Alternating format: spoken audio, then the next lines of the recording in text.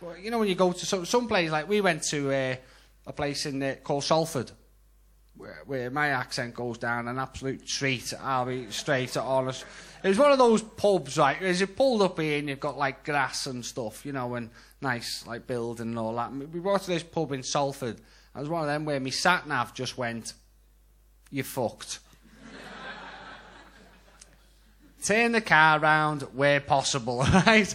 Got to this pub and it was full of Manx galleys, right? All these young lads, tracksuits tucked in, all that, weigh about 2 stone wet through, and they can smell a Scouser a mile off, right? And like, "Hey yo, Scouser," and they walk like fucking monkeys. I don't know what's up with these Manx.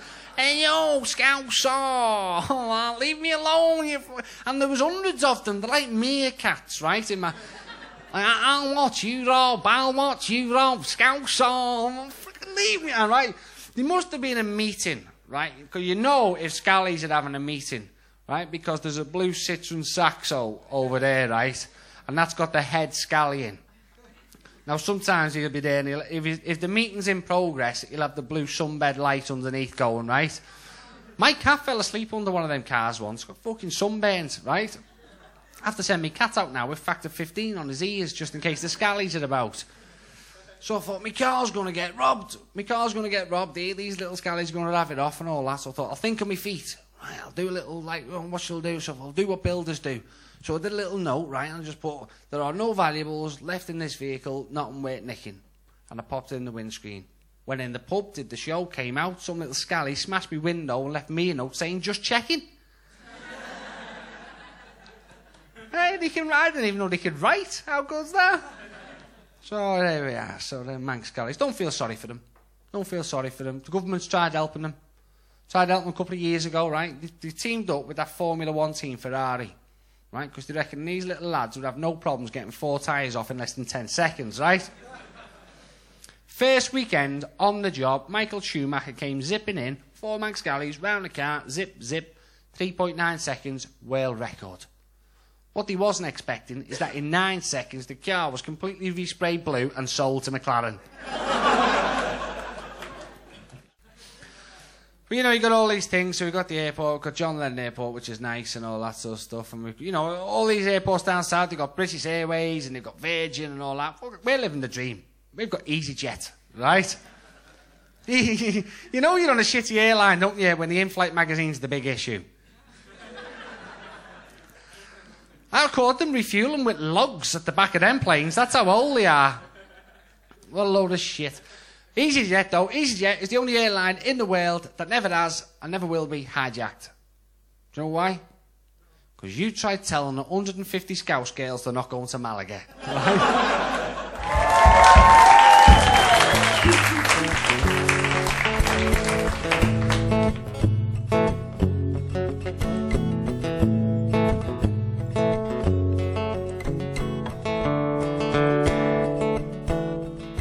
Was about a year ago now, and it seems kinda strange.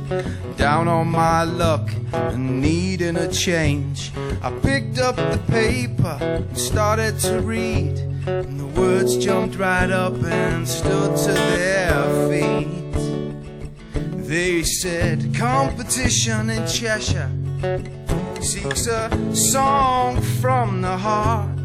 And I thought just to ease my pressure, this would be a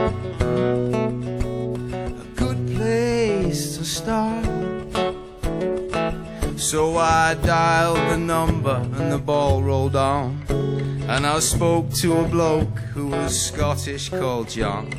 He seemed very nice and he said, just come along and play. Said I will if I can, but it's 25 miles away. 25 miles away. 25 miles away, don't you see? Still that's close enough for me. So I played at DB's and I thought I sang bad, but the people were kind here and made me feel glad. They said, come along on Sunday, You know that you should. Said I will if I can. It's a pain in the ass, 'cause it's 25 miles away. 25 miles away. 25 miles away, don't you see? That joint's kicking in. Still, that's close enough for me. Well, there's been some altercation about the actual distance of DBs from my house. Somebody actually pulled off a route planner. He said, hold on a second, you live 20.4 miles away, and it takes 39 minutes if you adhere to the speed limits. But I think that the only thing the police can ask me to produce is my poetic license. Yes, sir, that's 3 points on your poetic license. You don't actually live 25 miles away. 6 points and you're out.